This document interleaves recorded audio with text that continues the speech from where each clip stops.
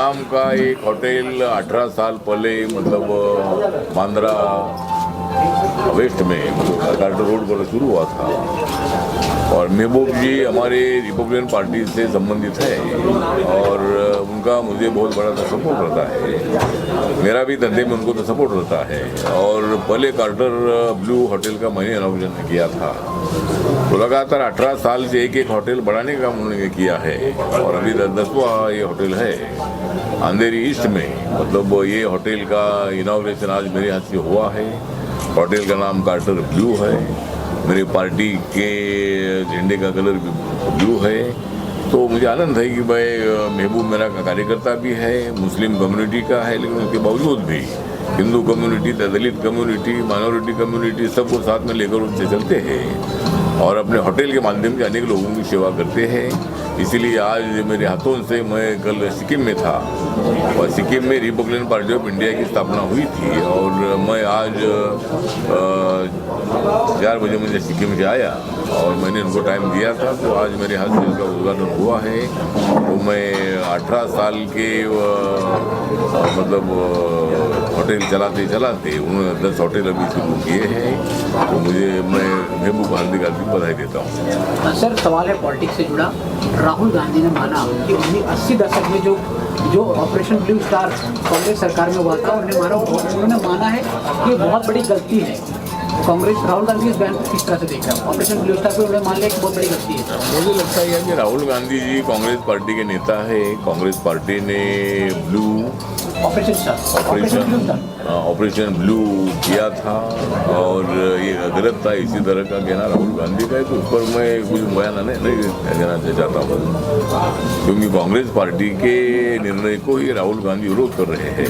तो ठीक बात है, जो कांग्रेस पार्टी ने किया था उसका उन्होंने तो महसूस हो गया है और वो गलती थी ऐसा वो मान रहे हैं, अच्छी बात है।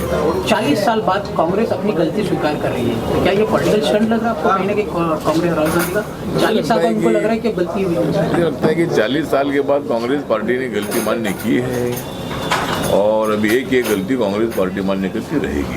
अगर कांग्रेस पार्टी ने जो गलतियाँ की है, हिंदू मुसलमानों में दरार पैदा करने का काम किया है, मुसलमानों को सपोर्ट करने के नाम पर समाज में फूट डालने का काम किया है, डिवाइड एंड रूल की जो पॉलिसी है वो कांग्रेस पार्टी ने अपनाई है और इस डिवाइड एंड रूल की पॉलिसी से कांग्रेस पार्टी सत्ता में रही।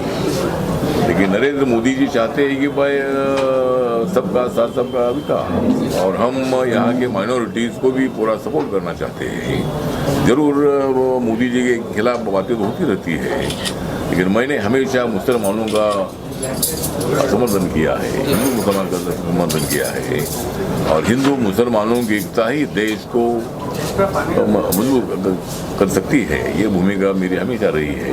मुझे लगता है कि कांग्रेस पार्टी ने जो गलतियाँ की है, इसे नरेंद्र मोदी जी को तीसरी बार प्रधानमंत्री बनने का मौका मिला है, पंडित जवाहरलाल नेहरू का रिकॉर्ड ब्रेक करने का काम हुआ है और 2029 में भी दोबारा हमारी एनडीए की सरकार आएगी।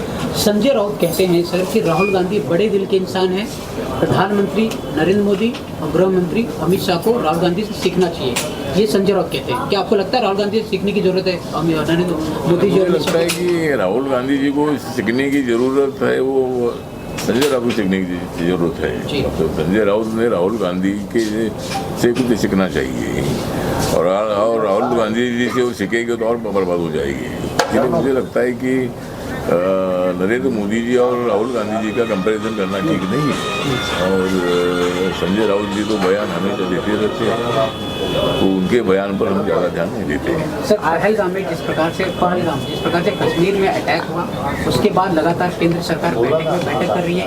5 साल राहुल गांधी भी प्रधानमंत्री नरेंद्र मोदी से मिलने पहुंचे उनके आवास पे, सरकार की रवैये को किस तरह देख रहे हैं? लगातार सरकार बैठक का दौर कर रही है हमले के बाद। मुझे लगता है कि पहलगाम में जो भी मतलब हमला हुआ, ये बात अच्छी नहीं है। पाकिस्तान ने बहुत बड़ी गलती की है, बार बार मतलब आतंकवादियों को ट्रेनिंग देकर अपने भारत की इकोनॉमी को कोलैप्स करने का प्रयत्न करना, भारत को चैलेंज देने का काम करना, हिंसा बढ़ाने का काम करना, ये काम पाकिस्तान द्वारा हमेशा हुआ है। और ये जो पहलगाम का जो हमला है, 370 आर्टिकल हटाने के बाद वहाँ कम से कम 2.5-3 करोड़ से ज़्यादा टूरिस्ट वहाँ गए और उसमें भारत के हर कोने कोने से टूरिस्ट वहाँ जाती थी। महाराष्ट्र से सबसे ज़्यादा टूरिस्ट वहाँ जाती थी और वहाँ टूरिज़्म का बहुत अच्छा बिजनेस बढ़ गया था। वहाँ के मुसलमानों को बहुत बड़ा रोजगार मिला था। 370 हटाने के बाद मतलब वहाँ बहुत सारे होटल्स वहाँ जा रहे थे, कोई बिजनेस जा रहे थे और ये पाकिस्तान ने सोचा कि भाई ऐसा अटैक अगर ऐसे टूरिस्ट पर करेंगे तो फिर टूरिस्ट आना बंद हो गई, लेकिन टूरिस्ट आना बंद नहीं हुए, वहाँ रोज़ पहलगाम जा रहे हैं। और इसीलिए मुझे लगता है कि भारत सरकार की तरफ से इस विषय को सीरियस लिया है और मेरी पार्टी की मांग तो ये है कि एक बार पाकिस्तान के साथ आर पार की लड़ाई होनी चाहिए, एक बार युद्ध होना चाहिए और पाक व्याप्त कश्मीर को अपने ताबे में करने की आवश्यकता है। और पाकिस्तान तो 3-4 खेमे में पड़ जाएगा। मतलब पाकिस्तान की स्थिति ऐसी है कि वहाँ के लोग तो उल्टी सीधी बातें करते रहते हैं, लेकिन हम पाकिस्तान के साथ अच्छे संबंध रखना चाहते थे, हम पाकिस्तान को साथ ताकत देना चाहते थे, लेकिन पाकिस्तान ने कभी भारत को ले जाना नहीं।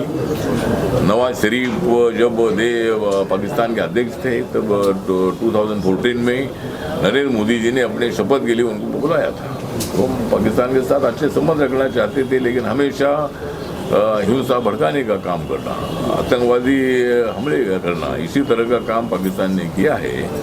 इसीलिए बहुत ही जल्द मुझे लगता है कि पाकिस्तान पर एक्शन लेनी चाहिए। और पाक व्याप्त कश्मीर ताबे में लेने के लिए अगर युद्ध भी करना पड़े तो भारत युद्ध करना चाहिए, ये मेरी पार्टी की भूमिका है। पहलगाम अटैक के बाद लगभग सभी पार्टियां एक साथ meeting I, all party meeting बुलाई गई थी, जिसमें कई पार्टी विरोधी पक्ष पार्टी भी वहाँ मौजूद थी। लेकिन उद्धव ठाकरे जो है, उद्धव ठाकरे और उनके परिवार के साथ विदेश दौरे पे हैं। किस तरह इसको देख रहे हो सर आप, क्योंकि इतने बड़ी हमला मुझे होता लगता है? है कि अभी ठीक बात है, उद्धव ठाकरे जी ने विदेश दौरे में जाना, वो तो हर साल जाते हैं, तो जाना भी चाहिए। मैं भी साल में 2-4-5 बार मैं विदेश दौरा करता हूँ, लेकिन जब ऐसी घटना घटती है तो मैं फौरन इधर आ जाता हूँ। तो उद्धव ठाकरे जी इतने दिन इधर उधर रहे मालूम नहीं है, उनका दौरा वो छोड़कर उन्होंने आने की आवश्यकता थी। माननीय नरेंद्र मोदी जी सऊदी अरेबिया के टूर पर थे और वो उनका टूर मतलब छोड़कर वो इधर आ गए।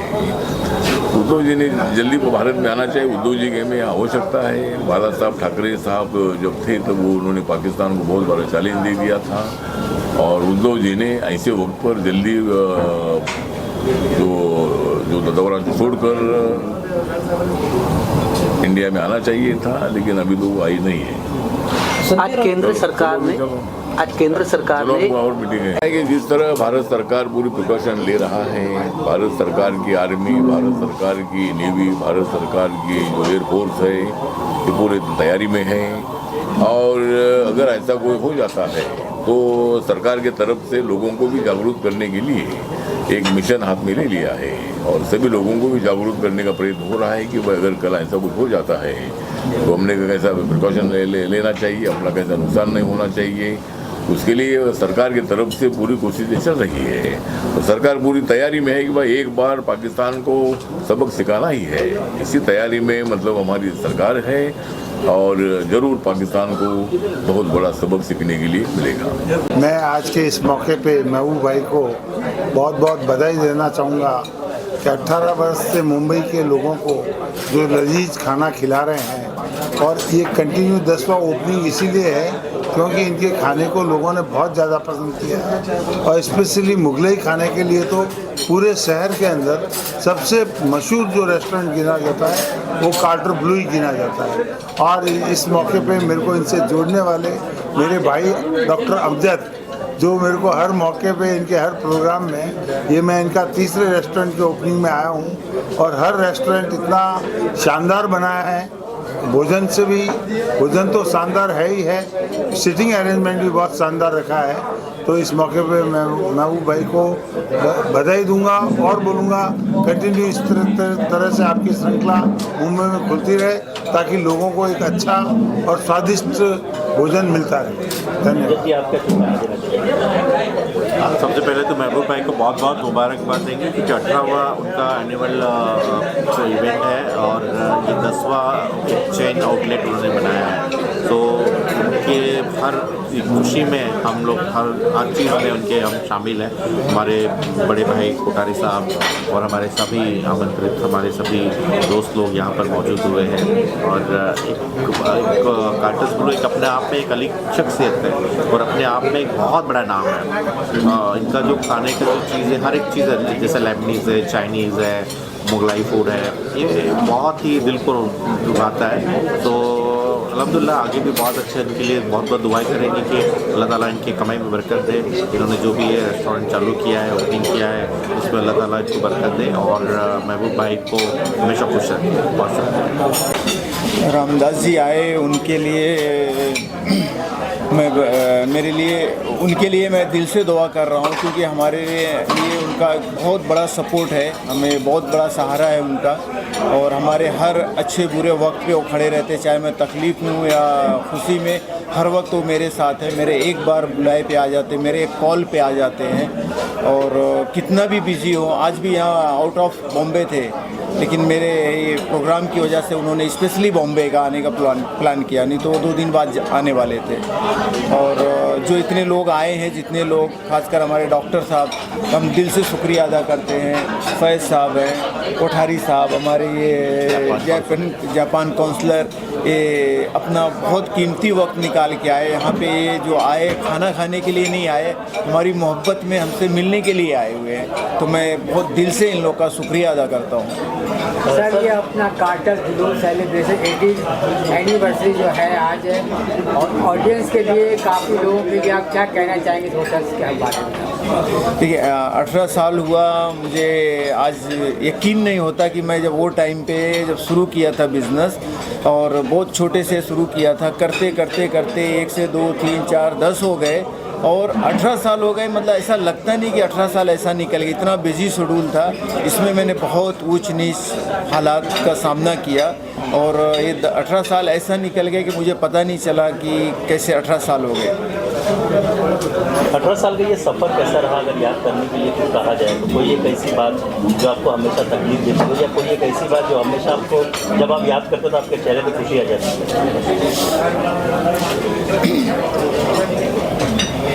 18 साल पहले जब मैं स्टार्ट किया था, स्टार्ट करने के बाद जब मेरा पीक हुआ 2014 में, मुझे ऐसा लगा कि जैसे मेरा सब बिखर जाएगा। कुछ ऐसा किसी ने, हमारे अपनों ने ऐसा मेरे साथ दगा किए थे कि ऐसा लगा था कि मैं एकदम सब जो भी मेहनत की हुई है सब मेरी बिखर जाएगी। तो मैं उस वक्त, मुझे बहुत बुरा लगा था, लेकिन मैंने बहुत हिम्मत करके सामना किया और अल्लाह ने मुझे कामयाबी दी।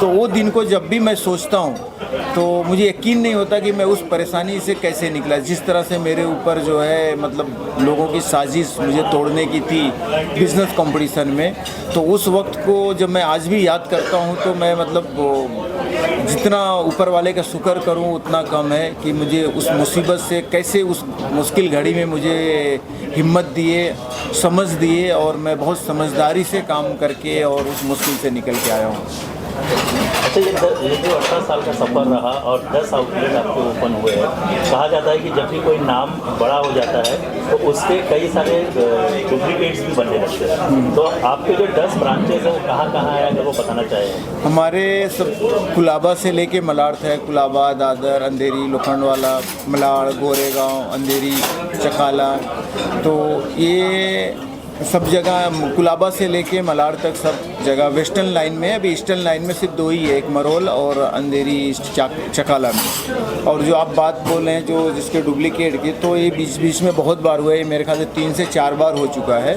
लेकिन मैंने सबको, क्योंकि मैंने 2007 में स्टार्ट किया था और 2008 में मैंने ट्रेडमार्क रजिस्ट्रेशन किया था और 2008 में मैंने sale tax, VAT tax number भी ले लिया था। वहाँ से मैं लीगली पूरा काम कर रहा हूँ टाइम पे, जो हमारा वैट टैक्स, इनकम टैक्स, उसके बाद GST जो भी आया सब मेरा हर पेपर वर्क, रिटर्न फाइल जो प्रॉपर टाइम पे होता है।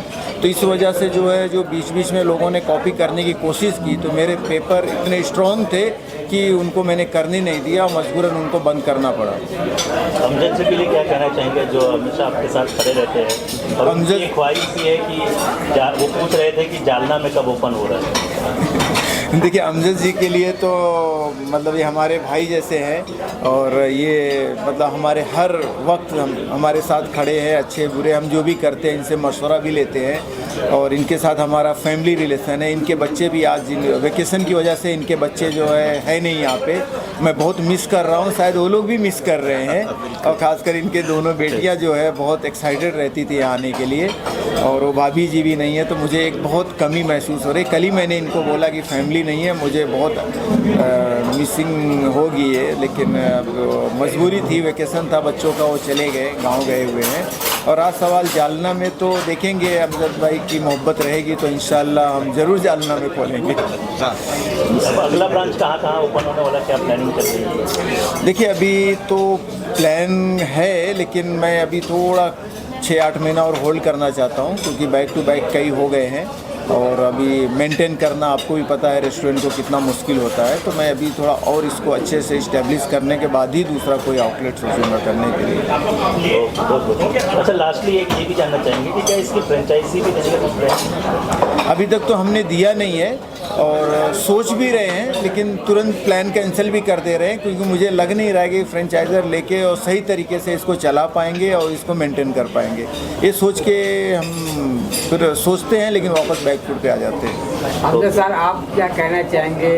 एक अच्छा फ्रेंडशिप भी है आपका, आज ग्रैंड ओपनिंग भी हुआ है और क्या शुभकामनाएं देना चाहिए? सबसे पहले तो मैं बोलूँगा ना, अल्लाह ताला से ही दुआ करूँगा कि महबूब भाई को अल्लाह ताला बहुत खुश रखे और इन्होंने जो स्टार्ट किया है इनकी कमाई में बरकत दे अल्लाह ताला। और जो भाई ये दोस्त नहीं है, ये बड़े भाई है हमारे और हमेशा हमें मार्गदर्शन करते रहते हैं। हमें जब भी कुछ ज़रूरत पड़ती है, कुछ भी रहता है, हम उससे पूछते हैं, बेझिझक पूछते हैं, क्योंकि वो बड़े भाई है और हमेशा रहेंगे दिल में। और रहा सवाल बाकी चीज़ों का, तो जहाँ दिल मिल गए वहाँ पे बाकी चीज़ें नहीं दिखाई जाती है। तो आज का 18वां साल है, तो उनके लिए बहुत बहुत मुबारकबाद। अल्लाह ताला 18 नहीं 118 उसको बना दे अल्लाह ताला उसको। Thank you. My name is Toshihiro Kaneko, Deputy Consul General, Japanese Consulate in Mumbai. I would like to extend congratulations to Mr. Khan for the grand opening of the Akata Blue this evening. And he made a very big achievement that this is the 10th restaurant and also the 18th anniversary. It's a wonderful job he made it. And the food is very important to the nurture the friendship and happy atmosphere among the people. This is very, very important at this time, especially at the time of many incidents are taking place. But through food we can become happy, very happy. Japan, in that sense, that the Mumbai is very special for us. That modern history started from Mumbai since 19th century. Then we have been giving a lot of developmental assistance, such as the Metro Line 3, Mumbai Trans-Harbour Link Road, and the high-speed railway in the near future to be materialized. And further than that, the Honorable Minister that Ataware came, and he is a Buddhist, and Buddhism also came from Japan in the 6th century. So we share the same philosophy. And India and Japan people, we have been very, very good friends, and we love to develop the friendship further. Thank you very much, and congratulations again. Thank you, sir, for very coming. much. Thank you very much Thank for you for wonderful, your wonderful valuable time. It's very, very fresh. The vegetable and the cuisine, I tasted a little bit, but it was very, very nice. So please come to this restaurant. Thank you. धर्मों को वंदन करता हूँ, सभी गुरुओं को वंदन करता हूँ, सभी को वंदन करता हूँ। बात खाने की है, बात जीने की है। आदमी जब खाता है तो जीता है। कोठारी साहब, अमजद जी मेरे बहुत ही अच्छे दोस्त हैं। आदमी जीता है तो हंसता है। और आपको याद दिला दूं, कल विश्व हास्य दिन था, वर्ल्ड ह्यूमर डे।